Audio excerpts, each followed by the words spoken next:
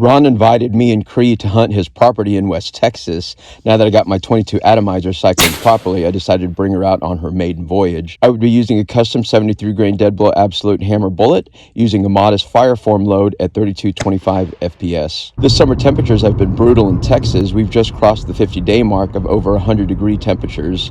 I got to the property around 4 p.m. I helped Ron fill his feeders. Driving around in this heat was equivalent to having a hairdryer on level scorch blowing through your entire body. After dinner, we got teased with the first signs of rain in weeks, if not the last month. I originally planned going out right after sunset, but with the overcast and rain, I decided to hunt early. I would set up in a quad pod that looked over 3 massive fields and a feeder that was behind me about 75 yards. It only sprinkled on me, but it was refreshing. Right at sunset, 2 baby raccoons crawled beneath the quad pod. I enjoyed their company. It was interesting seeing their nose through the thermal.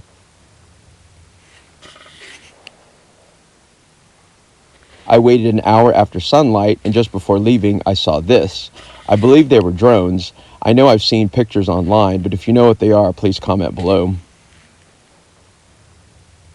I hunted South Texas earlier this week and learned that animals weren't moving until after 1 a.m. I told Ron I would hunt a few hours, then get up around 2 a.m. to hunt coyotes. There's a field where I have nearly 100% success rate calling coyotes. 2 weeks ago, I shot this coyote. Right when I got to the property, I picked up a heat signature I believe was a hog, but it was too far away in an open field and the heat signature wasn't right.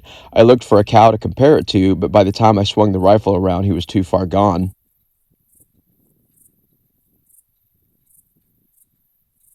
Because of the wind tonight and knowing where these coyotes like to enter the field, I set up crosswind. I put my Icotec Night Stalker 75 yards in front of me, expecting the coyote to come downwind. It took 15 minutes of using a combination of female howl and rabbit distress for this coyote to break the tree line.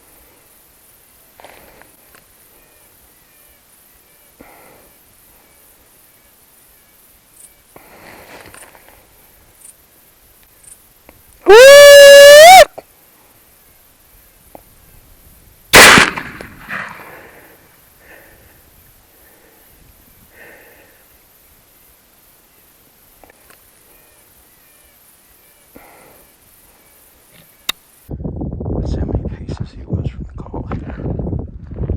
1, 2, 3, 4, 5, 6, 7, 8, 9, 10, 11, 12 paces from the call.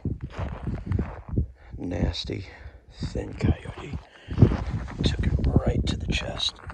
73 grain deadbolt absolute hammer. I'm going to presume, look at that. I'm going to presume it blew right through him.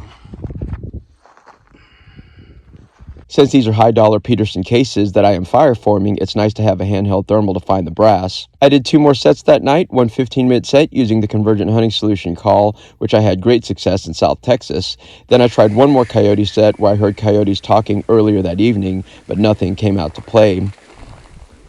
I am always grateful for Ron allowing me to use all my crazy calibers and bullets. I'm really digging this no recoil 22 atomizer. Once I get a few more cases fireformed, I've got some new 22 cal 75 grain hammer HHT bullets that I can't wait to use. I've also got a ton of videos to edit, so until then, stay tuned for my next adventure.